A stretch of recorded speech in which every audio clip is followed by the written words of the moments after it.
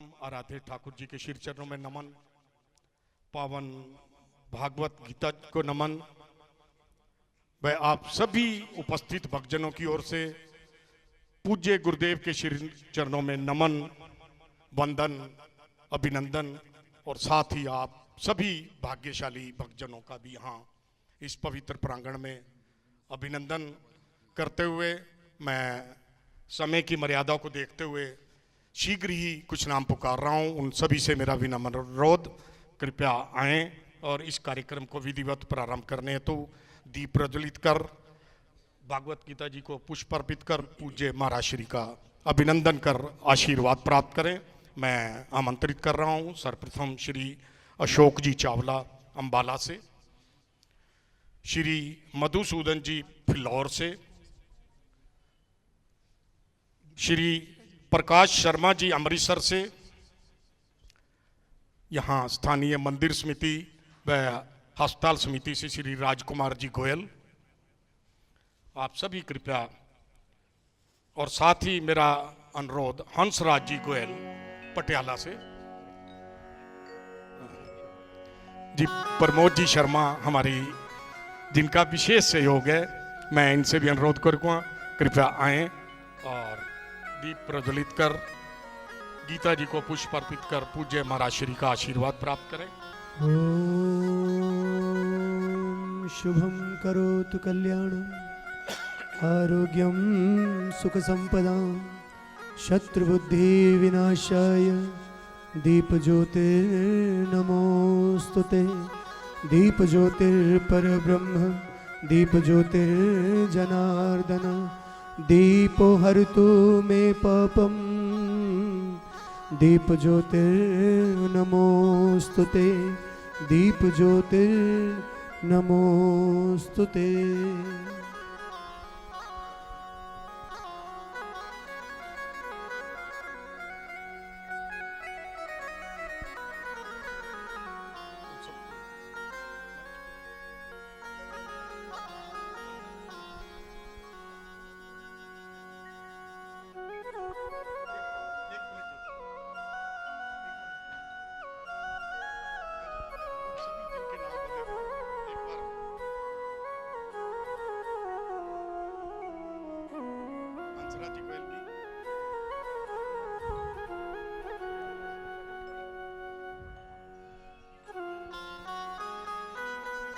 और अब मैं अनुरोध कर रहा हूं साहिल गुप्ता जी मलेरकोटला से, विनय अरोड़ा जी रायकोट से,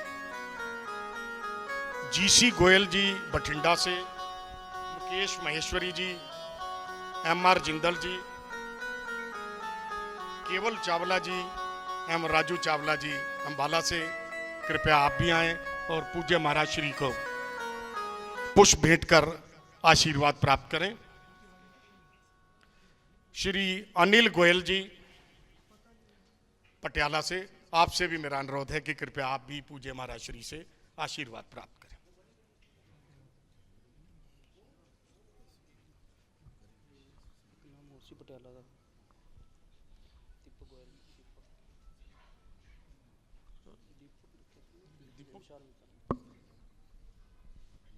हमारे बीच विशाल मित्तल जी भी उपस्थित हैं, विशाल मित्तल जी पटियाला से, आपसे भी मेरा अनुरोध।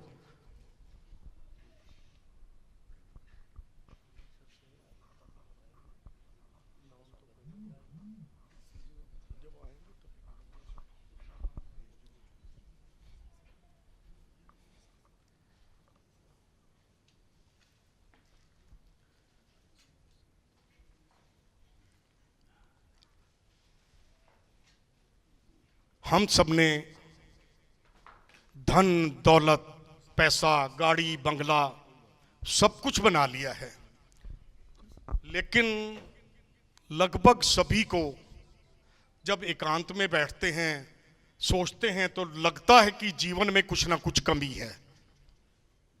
कोई ना कोई तनाव निरंतर बना रहता है, किसी को बच्चों की वजह से, किसी को व्यावसायिक, और किसी को सब कुछ होते हुए भी बिना किसी बात के तनाव बना रहता है। हमारे पूज्य गुरुदेव कहते हैं ये तनाव, ये दबाव केवल और केवल इस वजह से है कि हमने अपनी परंपराओं को भुला दिया, हमने अपने पावन ग्रंथों को बिल्कुल भुला दिया, हमने उस पवित्र गीता को भुला दिया जिसका लाभ हमारे जो एडवांस कंट्रीज कहे जाते हैं वहाँ के तो लोग उसी गीता से लाभ ले रहे हैं और हम लोग उस गीता को भी भुला बैठे हैं। केवल इसी दृष्टिकोण से हमारे पूज्य गुरुदेव ने एक संकल्प लिया, एक संगठन जियो गीता के नाम से गठित किया कि हमारी जो गीता जी हैं उसकी प्रेरणा जन जन तक पहुँचे, घर घर तक पहुँचे, हर कार्यालय, हर विद्यालय, हर न्यायालय और तो और हर जेल में भी गीता की प्रेरणाओं के अनुरूप काम हो। इसी उद्देश्य से जियो गीता नामक संस्था का गठन किया गया। जियो गीता के माध्यम से पूज्य महाराज श्री के आशीर्वाद से अनेकों सेमिनार हुए, भारत में ही नहीं विश्व के अनेक देशों में, जैसे कि मॉरिशस में, यूके में और तो और ऑस्ट्रेलिया में भी प्रस्तावित था। सारी तैयारियां होने के बाद किसी को, सबको मालूम है कि कोरोना की वजह से वो सब रह गया, लेकिन उसी जियो गीता के माध्यम से पूज्य गुरुदेव के आशीर्वाद से एक नया काम अवश्य हुआ। मैं उसका उल्लेख इस रूप में करूंगा।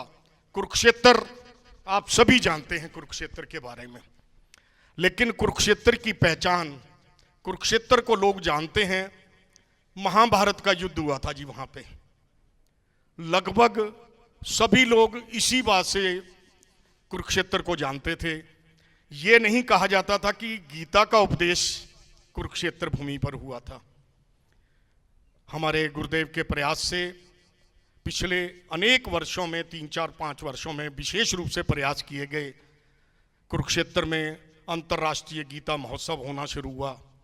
कुरुक्षेत्र की पहचान, अब मैं आपको पूरे गर्व के साथ ये कहता हूं कि केवल हमारे गुरुदेव के प्रयास से कुरुक्षेत्र की पहचान अब गीता उद्गम स्थली के रूप में भी होने लगी। लोग अब पूरे विश्व में कुरुक्षेत्र को गीता की उद्गम स्थली के रूप में जानने लग गए हैं। महाभारत का युद्ध हुआ, लेकिन महाभारत युद्ध की सबसे बड़ी विशेषता क्या थी? स्वयं श्री भगवान ने अपने मुखारविंद से जो वहाँ एक संदेश दिया वही गीता थी, और आज उसी का विशेष रूप से हम जानते हैं कि हमारे गुरुदेव प्रचार प्रसार कर रहे हैं। हम सबको सार्थक जीवन जीने की प्रेरणा गीता जी के माध्यम से दे रहे हैं। हाँ, एक बात और कहना चाहूँगा छोटी सी इसके पश्चात, कि हमारे गुरुदेव के प्रयास से ही अंतर्राष्ट्रीय गीता महोत्सव तो वहाँ कुरुक्षेत्र में आयोजित होने लगे ही, लेकिन हम सबकी सुविधा के लिए एक विशेष काम और हुआ, और वो कि गीता जी की नगरी कुरुक्षेत्र और कान्हा की बालस्थली मथुरा, वृंदावन, दोनों को एक विशेष ट्रेन के माध्यम से जोड़ा गया, और वो केवल हमारे गुरुदेव के प्रयास से संभव हुआ। और उस ट्रेन का नाम भी गीता एक्सप्रेस के नाम से, गीता जी के नाम पे उस ट्रेन का नाम रखा गया। गीता जयंती एक्सप्रेस उस ट्रेन का नाम रखा गया। रोजाना वो ट्रेन सुबह, बीच में कुछ दिन कोरोना की वजह से बंद हुई, लेकिन अब फिर से वो सेवा प्रदान कर रही है। और हम सब लोग इस बात के लिए पूज्य गुरुदेव के श्री चरणों में नमन करते हुए आभार व्यक्त करते हैं कि आपके प्रयास से ऐसा हुआ। समय की मर्यादा, और मैं इससे पूर्व कि हम पूज्य महाराज जी का आशीर्वाद का आनंद लें, पठानकोट से पूज्य महाराज जी का दर्शन और आशीर्वाद लेने के लिए ममता अग्रवाल जी आई हैं। वो 2 मिनट के लिए अपने भाव पुष्प पूज्य महाराज जी के चरणों में समर्पित करेंगे। श्राद्धे श्राद्धे श्राद्धे। ना इज्जत ना शोहर बड़ी चीज है, न दौलत हुकूमत बड़ी चीज है। गर जहाँ में कोई चीज ही है बड़ी, गुरु चरणों की भक्ति बड़ी चीज है। लाख पढ़ लो किताबें नहीं कुछ असर, लाख पढ़ लो किताबें नहीं कुछ असर, हो न जब तक गुरु की करुणा नजर, हो न जब तक गुरु की करुणा नजर।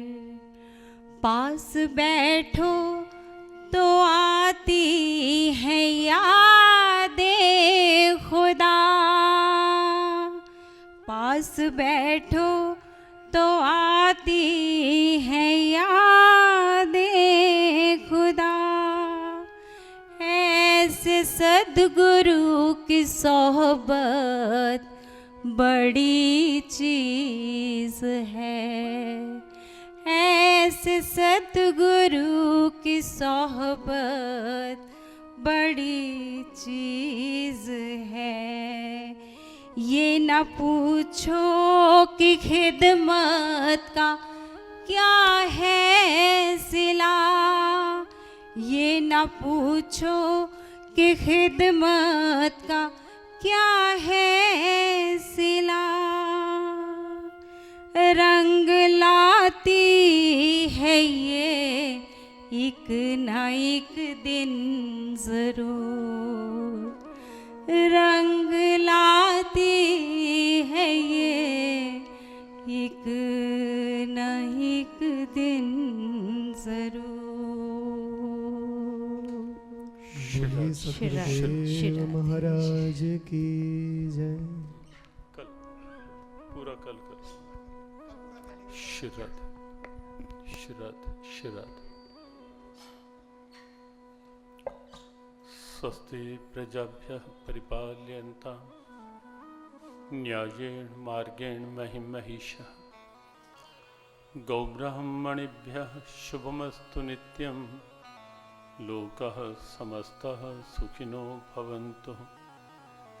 त्वमादिदेवः पुरुषः पुराणस्य, त्वमस्य विश्वस्य परं निधानम्।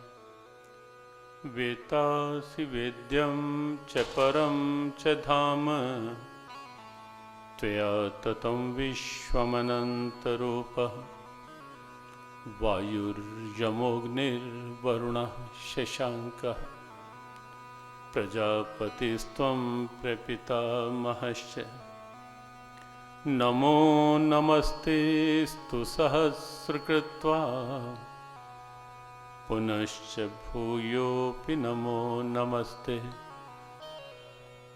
नमस्ते श्रीगुरुदेवाय सर्वसिद्धिप्रदायने, सर्वमङ्गलरूपाय सर्वानन्दविधायने, प्रपन्नपारिजाताय स्तोत्रवेत्रैकपाणये, ज्ञानमुद्राय कृष्णाय गीतामृतदुहे नमः। सर्वोपनिषदो गावो दुग्धा गोपालनन्दनः। पार्थो वत्सः सुधीर्भोक्ता, दुग्धं गीतामृतं महत्। वसुदेवसुतं देवं कंसचाणूरमर्दनं, देवकी परमानन्दं कृष्णं वन्दे जगद्गुरुम्। श्रीकृष्णं वन्दे जगद्गुरुम्।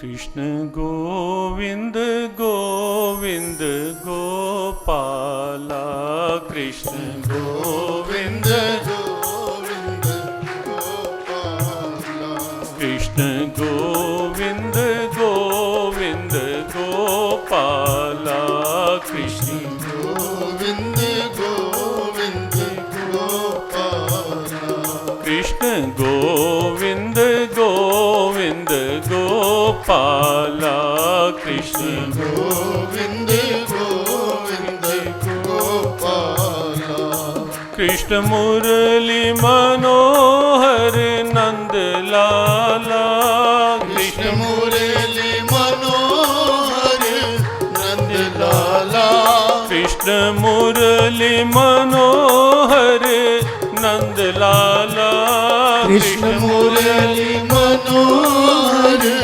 नंद लाला कृष्ण गोविंद गोविंद गोपाला कृष्ण गोविंद गोविंद गोपाला कृष्ण गोविंद गोविंद गोपाला कृष्ण गोविंद गोविंद गोपाला कृष्ण गोविंद गोविंद गोपाला कृष्ण गोविंद गोविंद गोपाला कृष्ण मुरली मनोहर नंद लाला कृष्ण मुरली मनोहर नंद लाला कृष्ण रास रचैया नंद लाला कृष्ण रास रचैया नंद लाला कृष्ण गौ चरैया नंद लाला कृष्ण गौ चरैया नंद लाला कृष्ण गीता गवैया नंद लाला कृष्ण गीता गवैया नंद लाला कृष्ण गोविंद गोविंद गोपाला कृष्ण गोविंद गोविंद गोपाला कृष्ण गोविंद गोविंद गोपाला कृष्ण गोविंद गोविंद गोपाला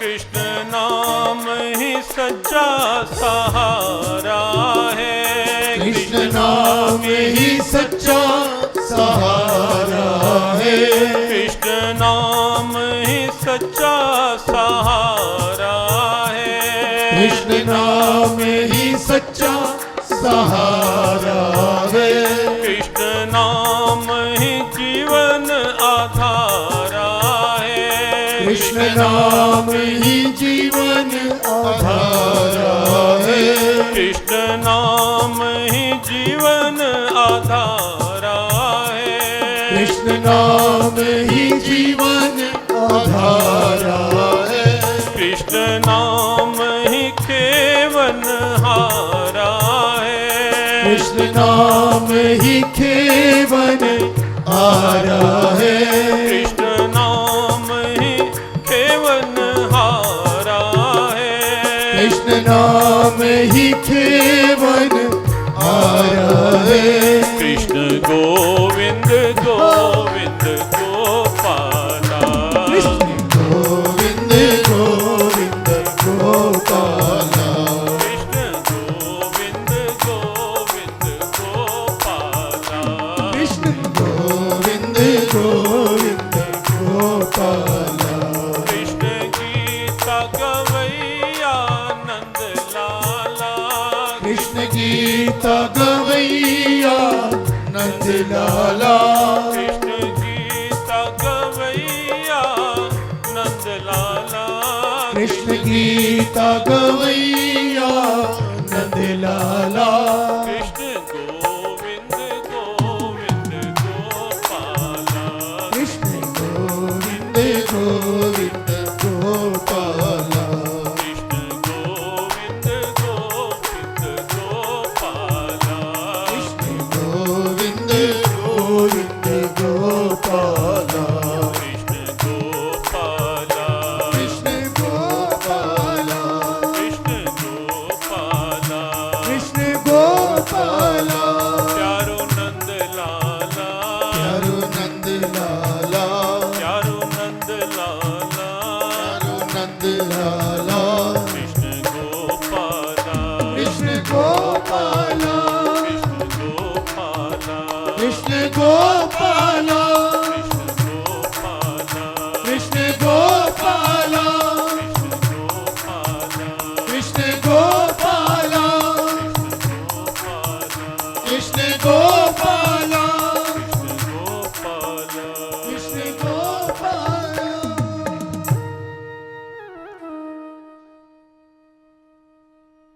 कृष्ण गोविंद गोविंद गोपाला गोविंद गोविंद गोपाला कृष्ण मुरली मनोहर नंद लाला कृष्ण मुरली मनोहर नंद लाला कृष्ण गीता गवैया नंद लाला कृष्ण गीता गवैया नंद लाला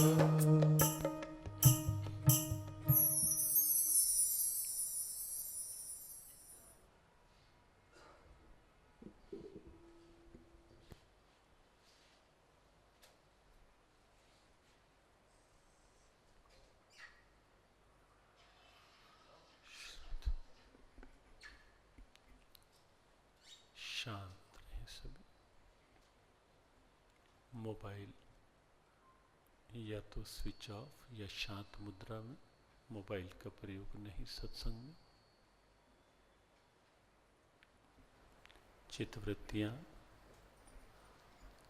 केवल सत्संग के भाव में एक भाव बनाकर बैठे यहाँ कि इस समय केवल और केवल मेरा और मेरे प्रभु के बीच का समय है। इस समय न बातों में कोई, न मन के भावों में कोई और, केवल इसी भाव के साथ यहाँ बैठे। प्रार्थना के वाक्य, मेरे नाथ मैं आपको भूलूं नहीं, मैं आपको भूलूं नहीं, मेरे नाथ मेरे नाथ मैं आपसे दूर ना रहूं, मैं आपसे दूर ना रहूं, आप मुझसे दूर ना रहें। आप मुझसे दूर ना रहें। मेरे नाथ मेरे नाथ आप अपनी कृपा आप अपनी कृपा सदा सब पर बनाए रखें। सदा सब पर बनाए रखें। जय श्री कृष्ण, जय श्री कृष्ण, जय श्री राधे, जय श्री राधे, जय भगवत गीते, जय भगवत गीते, जय गौ माता, जय गौ माता, जय गुरुदेव। जय गुरुदेव।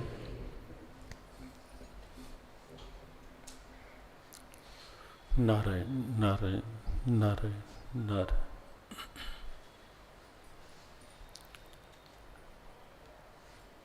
कल के सत्संग सत्र में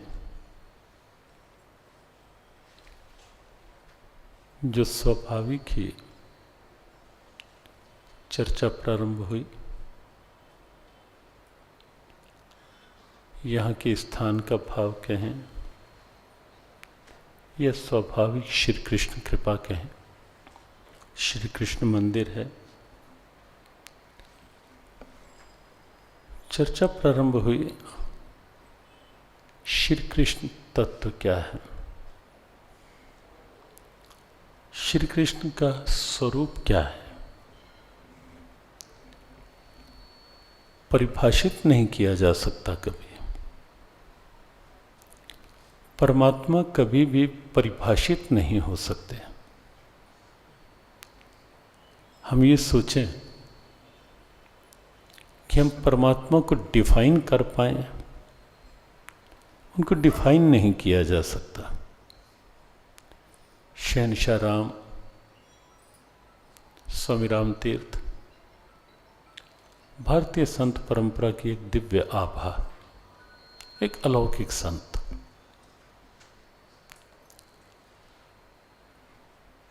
उन्होंने तो एक जगह यहाँ तक कह दिया कि to define God is to deny God. To define God is to deny God. कोई कहे कि परमात्मा की परिभाषा क्या है, जो कण कण में व्याप्त है, जो रोम रोम में रमा हुआ है, जिसके बिना कुछ है ही नहीं, उसको परिभाषा की सीमाओं में बांधा भी कैसे जा सकता है। कल जो संकेत किया था कि जो असीम है, जो अथाह है, जो अनंत है, जो अनादि है, जो अपार है,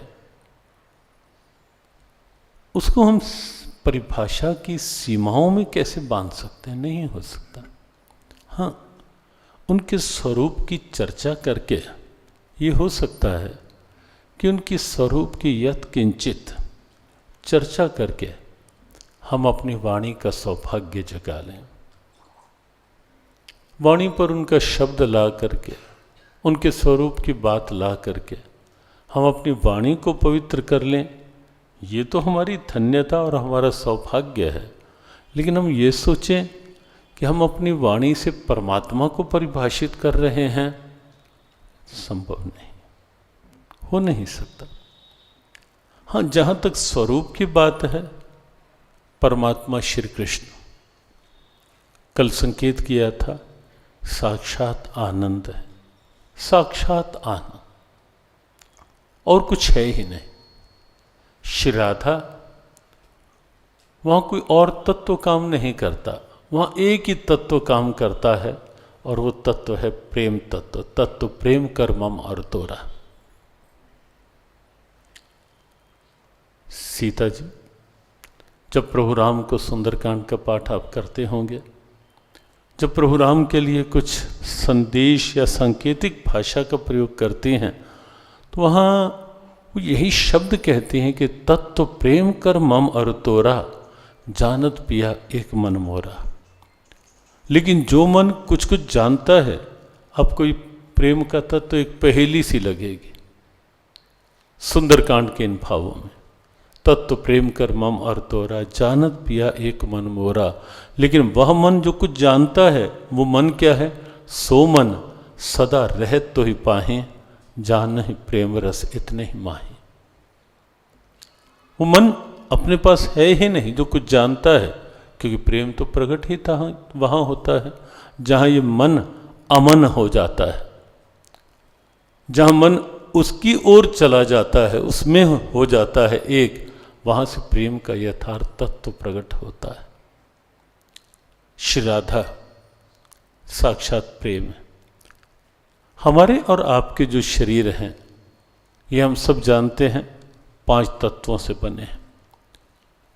भूमि रापो अनलो वायु खम, ये 5 तत्व गीता जी ने 7वें अध्याय के 4th श्लोक में कहे। भूमि, आपः, अनलः, वायु, खम, आकाश, ये 5 तत्व हैं। क्षितिजल, पावक, गगन, समीरा, पंचरचितीय है, अदम शरीरा, श्री रामचरितमानस की भाषा में वही बात। और गुरु ग्रंथ साहब में 5 तत्वों का तन रच्यो जान्यो चतुर सुजान। हमारे और आपके शरीर जो बने हैं, ये 5 तत्वों से बने हैं, बहुत स्पष्ट है। लेकिन श्री राधा का पावन श्री विग्रह, वहाँ इनमें से कोई तत्व नहीं काम करता, वहाँ तो केवल एक ही तत्व है, और उस तत्व का नाम है प्रेम। विशुद्ध प्रेम, निष्कपट प्रेम, निश्चल प्रेम, समर्पित प्रेम, संकल्पित प्रेम, अखंड प्रेम, दिव्य प्रेम। जितने भी शब्द लगाते जाएं, वो शायद शब्द कहीं ना कहीं अधूरे पड़ जाएंगे फिर भी। और ऐसे ही श्री कृष्ण का स्वरूप उस वहाँ एक ही तत्व है और उस तत्व का नाम है आनंद, केवल आनंद, केवल आनंद और कुछ भी नहीं। जैसे मिश्री को मुंह में डालो, जहां तक चखो, जितना चखो, जब तक चखो, जिस ओर से चखो, वहां केवल मिठास है और कुछ नहीं, केवल मिठास। ऐसे ही श्री कृष्ण, जो कल बात प्रारंभ हुई थी कि एक चर्चा जब ये होती है कि श्री कृष्ण में आनंद है, नहीं, श्री कृष्ण में आनंद नहीं है, श्री कृष्ण ही आनंद है। हर प्रकार से आनंद, हर स्थिति में आनंद, हर परिस्थिति में आनंद श्री कृष्ण का स्वरूप है। ये हो सकता है कि किसी को जैसे मिश्री मुंह में डालने पर कोई ये कहे कि मिश्री का स्वाद तुम गलत कह रहे हो, मीठा है, मुझे तो मिश्री कड़वी लग रही है, मैंने मुंह में डाली और मुझे कड़वी लगी मिश्री। हो नहीं सकता, होना भी नहीं चाहिए। मिश्री कड़वी हो ही नहीं सकती। हाँ, यदि किसी को लग रही है कड़वी तो निश्चित है किसी डॉक्टर के पास जाकर जांच करवानी चाहिए। कोई बुखार होगा अंदर जिसका स्वाद जिह्वा पर आकर के जिह्वा की कड़वाहट बना होगा और मिश्री कड़वी लग रही होगी। वो कड़वाहट मिश्री की नहीं है, वो कड़वाहट अपनी जिह्वा के स्वाद की है और उसके पीछे कहीं ना कहीं जो अंदर बुखार है वो कड़वाहट उसकी है। मिश्री कभी कड़वी हो सकती है। कोई ये कहे कि मैं कृष्ण नाम जपता हूं और मेरे अंदर चिंता, मेरे अंदर दुख, नहीं हो सकता। उससे दो स्थितियां हो सकती हैं, या तो कृष्ण अभी माला तक सिमटे हुए होंगे, यद्यपि माला बुरी नहीं है, माला अच्छी है नियम के लिए, निश्चित माला के विधान अपने यहाँ है ही, लेकिन माला के मनकों तक कृष्ण सीमित ना रह जाएं। जैसे मीरा ने कहा ना, कल बात चली थी कि कृष्ण मेरे लिए केवल उस विग्रह में नहीं, विग्रह ही नहीं, यद्यपि श्री विग्रह की मैं पूजा करती थी, करती हूं, करती रहूंगी, वो मेरी आस्था है, लेकिन मेरा विश्वास यह भी है कि कृष्ण केवल वही नहीं, केवल वही नहीं, कृष्ण तो मेरे अंग संग के साथी हैं, कृष्ण तो मेरे रोम रोम में रमे हैं।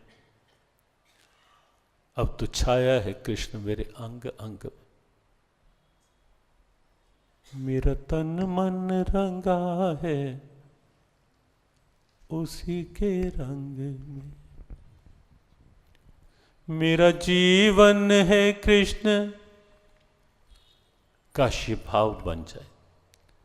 मेरा जीवन है कृष्ण, मेरा प्रीतम है कृष्ण,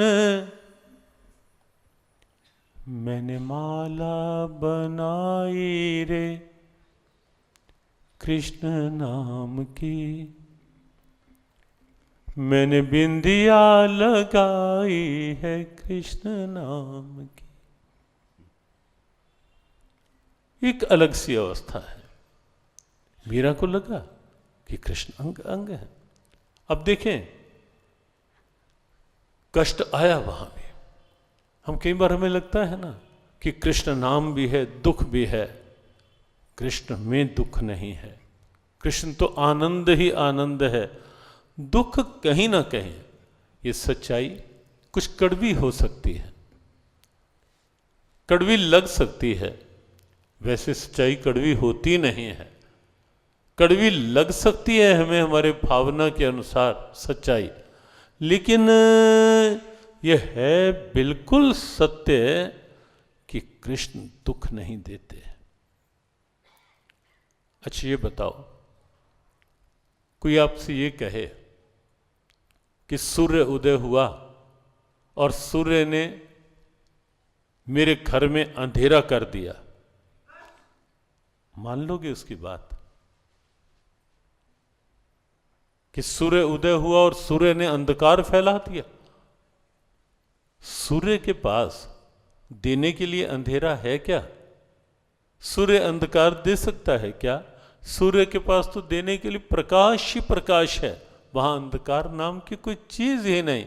हाँ, ये हो सकता है कि बाहर सूर्य उदय हो और मैंने अपने घर के खिड़की रोशनदान सब बिल्कुल बंद कर रखे हों, और या फिर मैंने स्वयं ही अपनी आंखें ही मूंद ली हों और आंखें मूंद कर मैं कहता फिरूं कि अंधेरा ही अंधेरा है, सूर्य भले ही उदय है लेकिन सूर्य ने अंधेरा कर रखा है।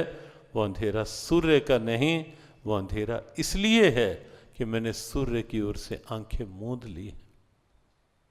वो अंधेरा तब है, कृष्ण में दुख नहीं, कृष्ण से दुख नहीं, दोनों बातें हैं। या तो कहीं ना कहीं अंदर कोई पुराना अभी अज्ञानता का बुखार शेष बचा हुआ होगा, जिसे अपनी भारतीय अध्यात्म मनीषा में संचित संस्कारों के रूप में कहा जाता है। कुछ संचित संस्कार पिछले अंदर होते हैं।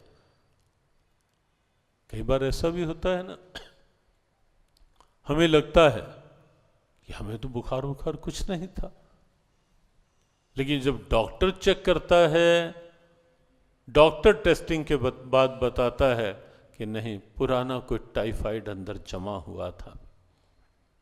होता है नहीं होता कई बार ऐसा, हमें ऊपर से लगने लगता है, लेकिन डॉक्टर कहता है कि नहीं, अंदर कुछ पुराना टाइफाइड जमा हुआ था।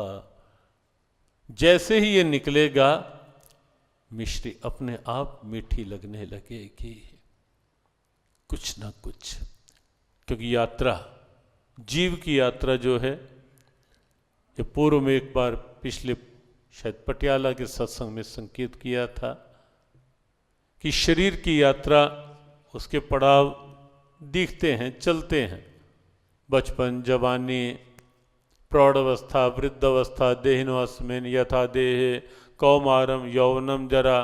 लेकिन जीव की यात्रा जो है वो तो न जाने कितनी लंबी चल रही है, कितनी लंबी चल रही है। और उस यात्रा में कब कब, कहाँ कहाँ, किस किस से आसक्ति हुई होगी, कब कब उस यात्रा में किस किस के साथ कुछ कुछ ऋणों के अनुबंध रहे होंगे, कुछ कुछ पुराने अरमान रहे होंगे, और वो कहीं ना कहीं संचित संस्कारों के रूप में अभी अंदर भरे हुए होंगे। और वर्तमान के जो संबंध हैं, सच ये है कि कहीं ना कहीं हैं सब पुराने ऋणों के अनुबंध, पुराने अपने पूर्व के होते हैं सब। वो सब कहीं ना कहीं संचित संस्कारों के रूप में साथ होते हैं। साधन भी एक ही है कि कृष्ण नाम जपते रहो जब लग घट में प्राण। साधन भी एक है, नाम जपते रहो, काम करते रहो।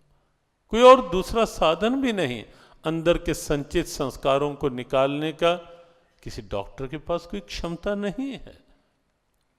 या हम डॉक्टर से ये कहें कि मेरे अंदर की चिंताओं को निकाल दो, मेरे अंदर की कुछ अधूरे पिछले अरमान जमे पड़े हैं, नहीं निकल रहे, कुछ इंजेक्ट करके, कुछ दवा दे के, या कोई ऐसी स्थिति हो, कोई लेप्रोस्कोपी या दूसरी सर्जरी करके मेरे अंदर के वो संचित संस्कार, अरमान या चिंताएं जो अंदर पुराने भरे हुए हैं, वो निकाल दो।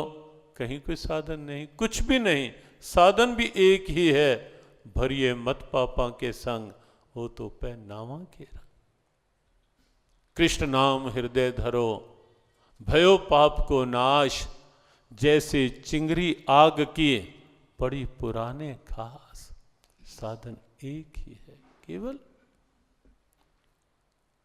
कृष्ण आनंद है, केवल आनंद।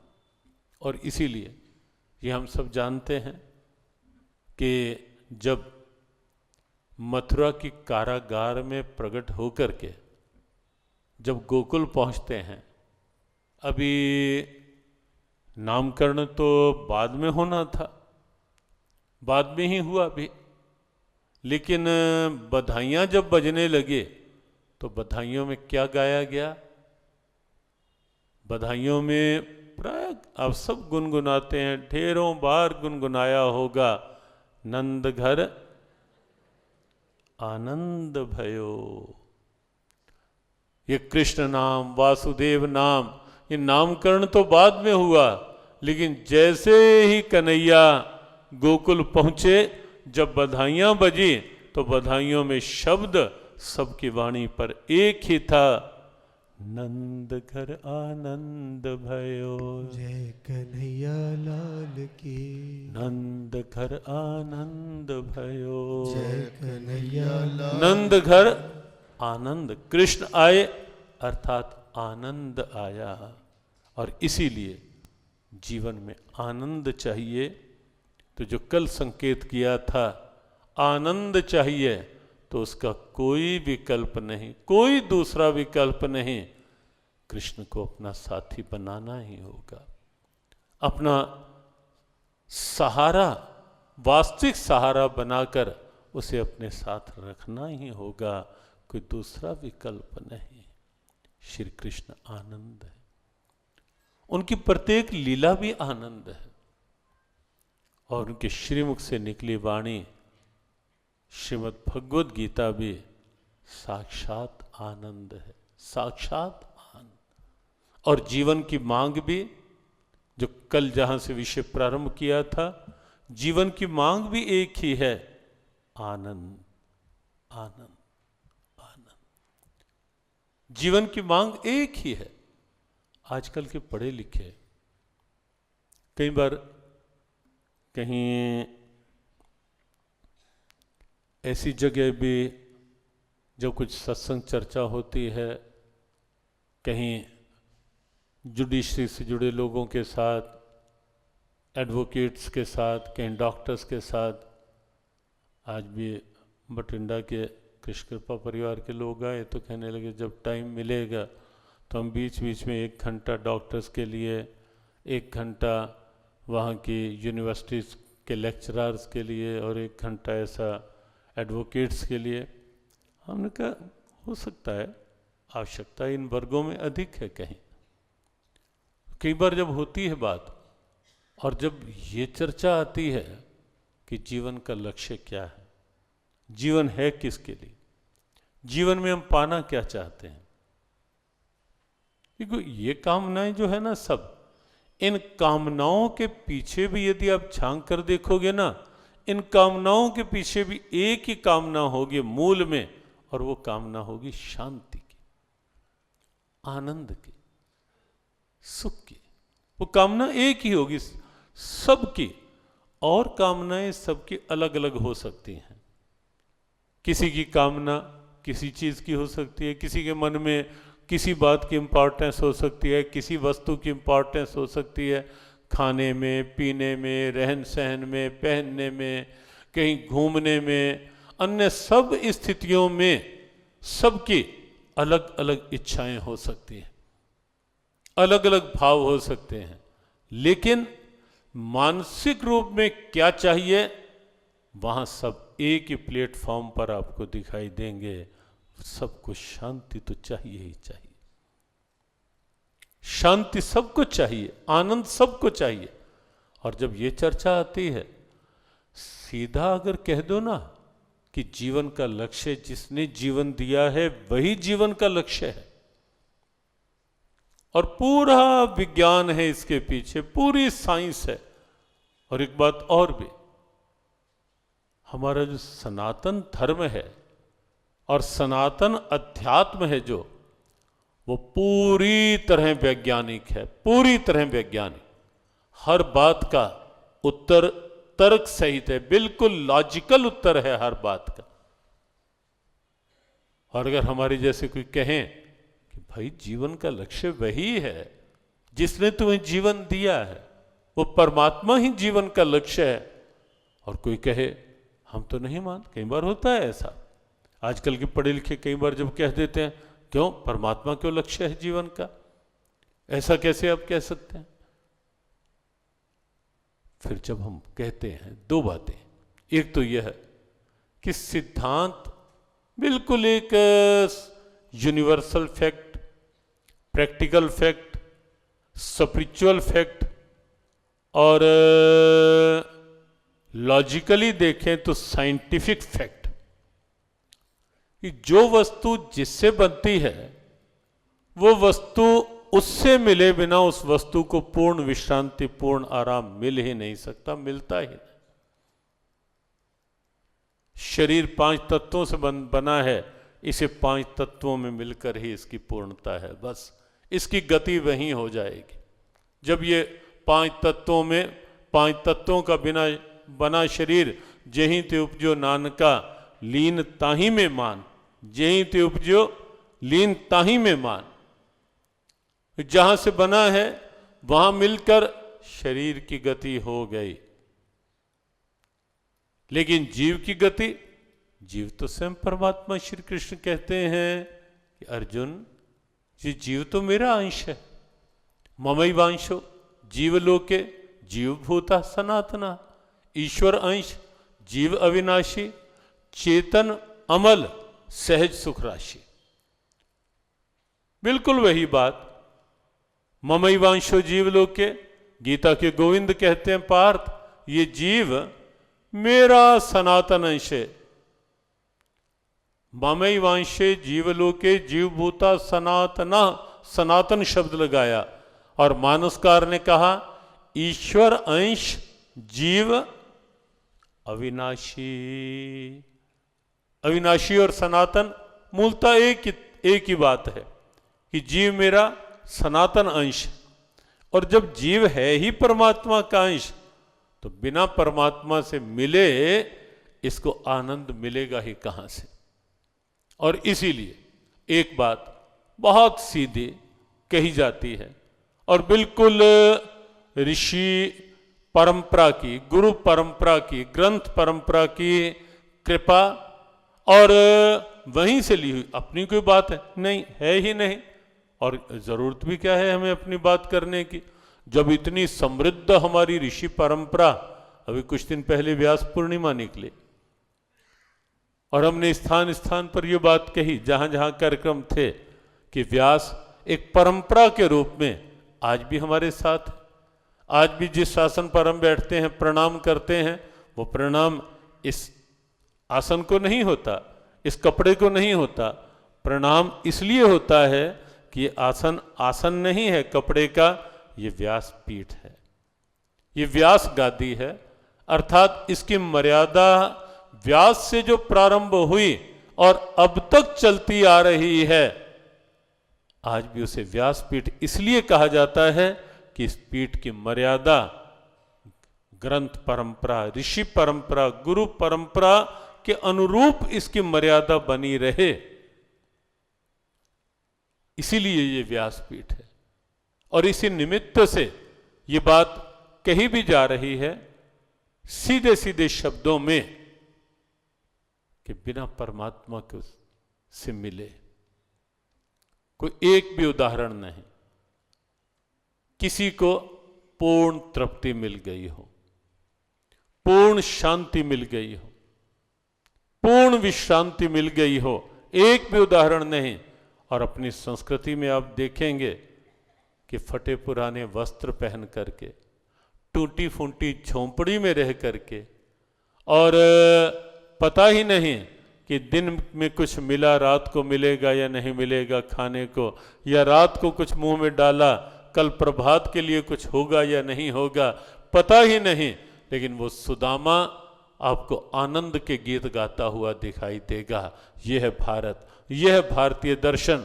बाहर का कोई साधन नहीं, लेकिन क्योंकि अंतर मन पूरी तरह कृष्ण भाव में रमा हुआ है, कृष्ण भाव में वृत्ति पूरी तरह जुड़ी हुई है, और इसलिए बाहर के साधनों के अभाव भी सुदामा के आनंद में कोई बाधा नहीं डाल पाते। आनंद सुदामा का सुरक्षित है। जैसा कल संकेत किया था ना, विष के प्याले भी मीरा का आनंद थोड़ा ना छीन पाए। मीरा की मानसिक शांति थोड़ा ना छीन पाए विष के प्याले भी। सांप की पिटारियां छीन पाई मीरा से मीरा की शांति? क्या इतिहास में कभी आपने पढ़ा, कभी आपने ऐसा सुना कि सामने भयंकर विषधर नाग हो और भारत की एक दिव्यता, एक दिव्य नारी मीरा उस भयंकर विषधर नाग को भी देखकर मुस्कुरा रही हो और गुनगुना रही हो? भावनाएं हाँ, गीत किसी का लिखा हो सकता है, लेकिन भावनाएं मीरा की यही थी। आया जब काला नाग, बोली धन्य मेरे भाग। क्यों? क्योंकि नाग नहीं दिख रहा, प्रभु आए आज सांप के लिबास में। काला नाग नहीं, काले कृष्ण मुरार, जाऊं तुझ पे बलिहार। काला नाग भी क्या मीरा की शांति छीन पाया? और दूसरी ओर आप ये देखें कि काला नाग आने पर भी मीरा की शांति सुरक्षित है, लेकिन जिसने काला नाग भेजा उस राणा से कोई पूछे क्या तुझे शांति मिल गई? राज्य भी तेरे पास है, साधन सुविधाएं भी तेरे पास हैं, सब कुछ तेरे पास है, लेकिन अधिकार से ये कह सकता है राणा क्या कि मानसिक शांति मेरे पास है, आनंद मेरे पास है? और आनंद जिसके पास होगा वो दूसरे को कष्ट देने की सोचेगा ही कैसे? कहीं ना कहीं अपने अंदर ईर्ष्या द्वेष के कष्ट भरे हुए हैं। शास्त्रों ने इन्हें भी कष्ट कहा। ये क्रोध, ये ईर्ष्या, ये द्वेष, ये ईगो, ये अपने आप में कष्ट की वृत्तियां। और जब तक ये भरी हुई हैं, कोई कह ही नहीं सकता कि शांति मिल जाएगी या मिल पाई होगी, हो ही नहीं सकता। क्या कोई कह सकता है अंदर क्रोध भरा हो, हाँ मैं पूरी तरह से, हाँ बनावटी रूप में ऊपर दिखाने के लिए कुछ भी कह लो, हाँ ठीक है मैं पुरुष, वो क्रोध और शांति दो एक साथ रह सकते हैं क्या? ईर्ष्या द्वेष और शांति इकट्ठे रह सकते हैं क्या? कभी संभव ही नहीं। और इसीलिए राणा सब कुछ होते हुए भी तृप्त नहीं था, और मीरा इतने कष्ट होते मिलते हुए भी तृप्त थी। क्यों? क्योंकि मीरा को ये था कि कृष्ण मिल जाएं, और कुछ मिलना हुआ मिलता रहेगा। और जब मीरा की विदाई हो रही थी, विदाई के समय भी जाते जाते जब मीरा ने पूछा, मां मेरे वो गिरधर गोपाल साथ रख दिए क्या? मां जिस चीज से डर रही थी मीरा ने पूछ लिया। मां को लग रहा था कि गिरधर गोपाल ले जाकर वहां भी इसी में न लगी रहे, लेकिन मीरा ने पूछ लिया जाते हुए कि मां मेरे गिरधर गोपाल रखती है साथ क्या? मां ने कहा वहां अभी जरूरत नहीं है, बाद में देख लेंगे, मैं यहां हूं ना, सेवा करती रहूंगी। और मीरा तब कहती है, मां तू जितना कुछ भी मुझे दे दे, अगर मेरे गिरधर गोपाल मुझे नहीं ले जाने देगी ना, तो मैं यही सोचूंगी कि तूने मुझे कुछ भी नहीं दिया। और अगर मेरे गिरधर गोपाल दे देगी और कुछ भी ना दे, तो मैं यही सोचूंगी कि तूने मुझे सब कुछ दे दिया, सब कुछ दे दिया। इस सोच का अंतर है। देखो, एक सोच ये है जैसे अर्जुन ने कहा कि कृष्ण आप मेरे बन गए, आप मिल गए, मांगना था। एक और दिव्य अस्त्र शस्त्रों से युक्त सेना थी, एक और कृष्ण थे, निहत्थे, निशस्त्र, और इस संकल्प के साथ कि युद्ध करूंगा नहीं, शस्त्र उठाऊंगा नहीं। दुर्योधन ने कहा पहले मैं मांगूंगा। भगवान कृष्ण को लगा कि कहीं ऐसा हो गया, कुछ लोगों ने ये प्रश्न उठाए कई बार कि जब दुर्योधन ने कह ही दिया कि पहले मैं आया हूं और मेरा बनता है पहले मांगना, तो भगवान कृष्ण मांगने देते। उन्होंने ऐसा क्यों कहा कि अर्जुन ही पहले मांगेगा? लॉजिक दिया। लॉजिक भगवान कृष्ण का भी ठीक था कि अर्जुन छोटा है और पहली बात छोटे की होनी चाहिए। और दूसरा लॉजिक दिया कि भले ही दुर्योधन पहले तू आया है, लेकिन मैंने तो पहले अर्जुन को देखा है। और स्वाभाविक भी था कि अर्जुन जब आया, अर्जुन श्री चरणों की ओर खड़ा हो गया विनम्र भाव से, और दुर्योधन आप जानते हैं जब आया सिराने अकड़ कर बैठ गया। और विश्राम की मुद्रा में जो भी होगा, आंख खुलेगी तो पहले तो आंख सामने ही जाएगी ना। अर्जुन को देखा, कहा दुर्योधन मैंने पहले अर्जुन को देखा। लेकिन जब बहुतों ने पूछा कि दुर्योधन ने तो सेना ही लेनी थी, मांगने देते उसे। हमने कहा कि हमारे ठाकुर को लगा होगा कि कहीं एक क्षण के लिए भी मेरी दृष्टि के साथ दृष्टि मिल गई दुर्योधन की उस समय, और दुर्योधन के मन का भाव कहीं ये जाग गया और दुर्योधन के मुंह से कहीं ये निकल गया कि कृष्ण मैं तो आपको ही मांगता हूं, तो सारा खेल बिगड़ जाता या नहीं? लेकिन अपने अर्जुन के लिए तो पूरा दृढ़ विश्वास था भगवान गोविंद को कि अर्जुन तो ये सेना क्या, पूरे त्रैलोक्य का साम्राज्य ही क्यों ना हो, अर्जुन मुझे छोड़कर कुछ मांगेगा ही नहीं कभी भी। और पहले कहाँ मांगने। और अब देखें, अर्जुन ने केवल कृष्ण को मांगा। जानता था अर्जुन कि दिव्य अस्त्र शस्त्रों से युक्त नारायणी सेना एक और जब भगवान ने बाद में पूछा, पार्थ तेरी समझ ठीक काम नहीं कर रही थी क्या? अर्जुन ने कहा, क्यों कृष्ण, ऐसा क्यों पूछते हो? कहा, इतनी बड़ी सेना, इतने दिव्य अस्त्र शस्त्र, और तू मुझे निहत्थे को मांग रहा है। अर्जुन ने कहा, कृष्ण ये किसी और को बहकाना। मैं भली प्रकार जानता हूं कि जहां आप हैं वहां कोई और साथ हो या ना हो, आप साथ हैं। मैं जानता हूं कृष्ण कि हजारों हजारों ग्वाल बालों की लाठियां मिलकर भी गिरिराज जी को कुछ मिनट भी स्थिर नहीं रख पाई थी, और आपके बाएं हाथ की सबसे छोटी अंगुली ने 7 दिन तक गिरिराज जी को थामे रखा था। कौन था उस समय साथ? जहां आप साथ हैं।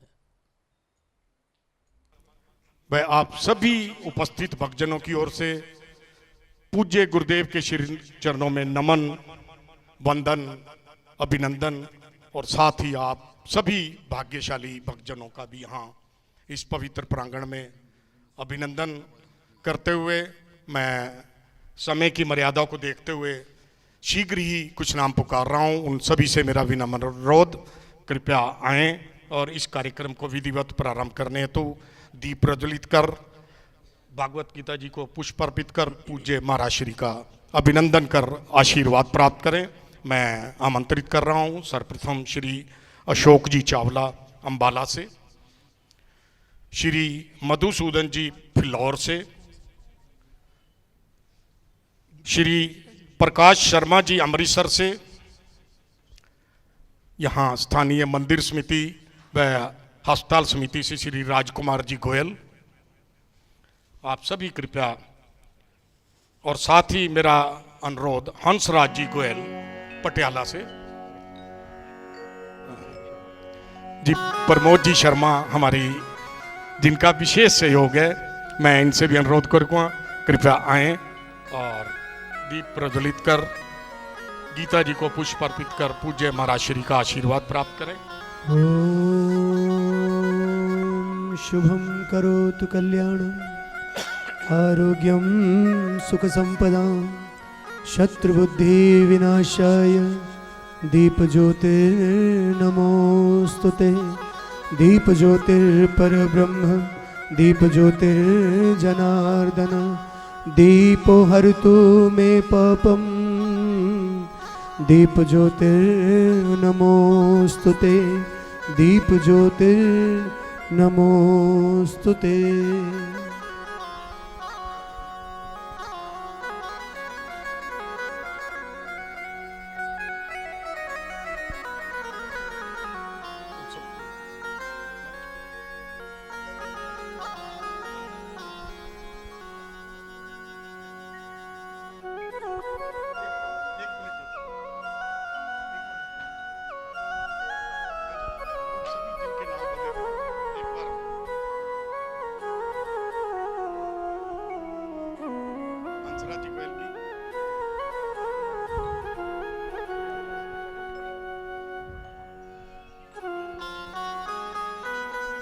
और अब मैं अनुरोध कर रहा हूं साहिल गुप्ता जी मलेरकोटला से, विनय अरोड़ा जी रायकोट से,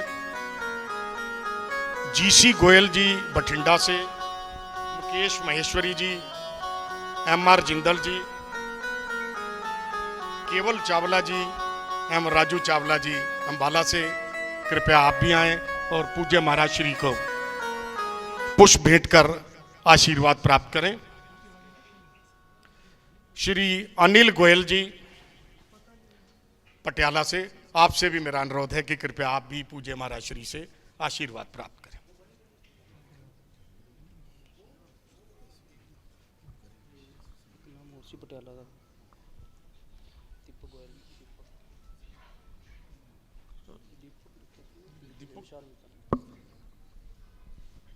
हमारे विशाल मित्तल जी भी उपस्थित हैं, विशाल मित्तल जी पटियाला से, आपसे भी मेरा अनुरोध।